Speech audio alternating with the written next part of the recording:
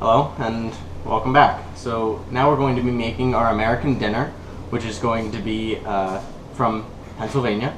I'm going to be making a Italian style hoagie. So what we need for that is about, I'm going to say about a half of an onion, 3 pieces of salami, 3 pieces of provolone, 3 pieces of ham, or slightly more of any of those if you'd like more of them. About 1/4 of a head of lettuce, thinly sliced. A roll, of course, some plum tomatoes, dried oregano, lime, olive oil, and red wine vinegar. And then with this, we're actually going, since it's dinner, we're also going to be making some corn, which I have the water boiling for right now. So first thing we have to do is actually put the onions that you can see them here in a bowl of water or a bowl of cold water and soak them for about 15 minutes. So I've had them going for 13 so far. So we have another couple minutes of that, and then we can take them out and add them. But then what you're going to do is take the roll,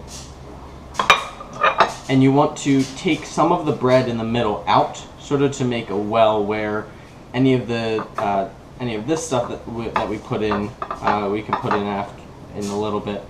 That'll sort of collect in those wells. Okay, a couple things. One, the lime actually was for a different recipe. I forgot that I didn't need it for this, so you will not be needing any lime, unless of course you wanted to add some, which you could do. So here I've taken out the bread. Be careful that you don't rip it, sort of like I did. You can also actually, if you take out a little bit, you can then just sort of push it down. That will make it so that the juices don't really go into the bread, but at least you have more space, I guess, for your sandwich.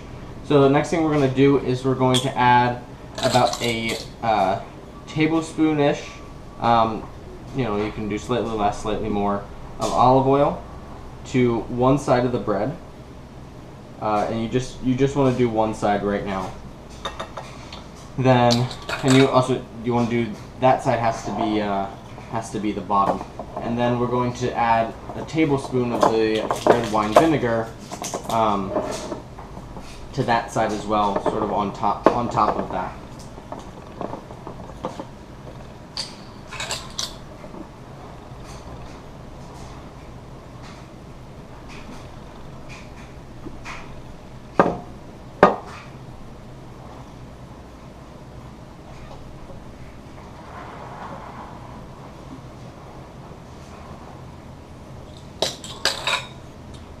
So now that I look at it, this actually seems to be a little bit more than I'm actually going to need for the sandwich overall. So I'm going to just close the sandwich, sort of soak it up on both sides, and now I think we have enough. I don't think we'll need to add any more, but we'll see. So then once we have those things on there, we're next going to put the meat and cheese on. So I would just add a couple slices of provolone, or just sort of do, stack them. So you do provolone, salami, and then ham, and then repeat. Okay, so I sort of just layered everything. I went provolone, salami, ham, and so on. That's all on there. Next we can add some of the lettuce. So this this lettuce should be thinly sliced, sort of just, each piece like this. That way it'll all fit, and it'll sort of be good when you're eating it. And then next we're going to be putting some of the tomatoes on. I'm just going to sort of slice them in half and then layer them on there. You can use a normal tomato, that's perfectly fine. These were the ones that I was able to sort of get with the budget, and I thought they might be fun. That way each bite is sort of one small tomato. It's not really working with cutting them, so maybe just get normal tomatoes. Okay, so now we have all the tomatoes on, and one of the last things we're going to do is add the oregano. Okay, so we put the oregano on, and the very last thing we want to do is put the onions.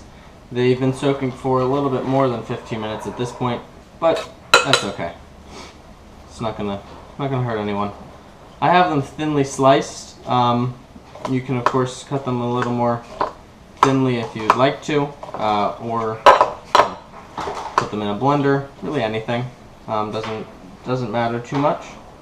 But I'm just going to sort of layer them on, and then the sandwich will be done.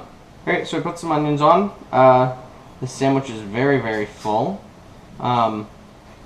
With the onions, I might suggest actually cutting them so that they're straight.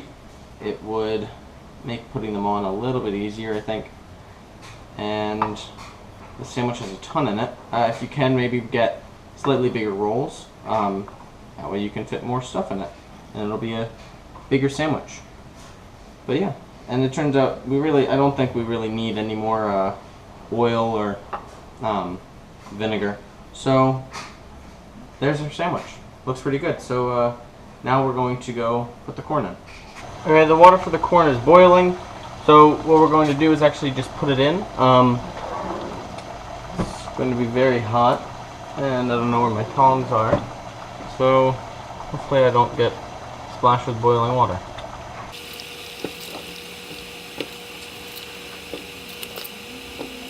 So there we go. They're all in, and that I think cost me about $5. Yeah, $5 for 6 ears of corn, 7 ears of corn. It's not bad. So we just leave it on. I'm gonna turn it down a tiny bit, and we're gonna leave this on for the next 20 minutes, and then we'll have our corn.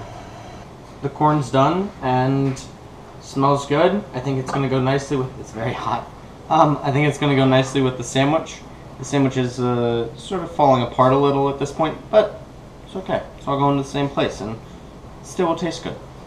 So yeah, that's our very last meal together. It's so sad, but I hope that you've enjoyed this video and all the other videos, and I hope that you'll enjoy this meal. I unfortunately won't see you tomorrow, but I hope all of the food tastes great.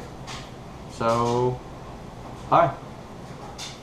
If you'd like to see the recipe, I have the entire recipe down in the bottom in the description, along with the ingredients and everything that you have to do to prepare it. Also, follow my Instagram at college_eats101. I have pictures of all the food and what each of the meals actually is. So thanks again for watching, and I will see you tomorrow. Bye.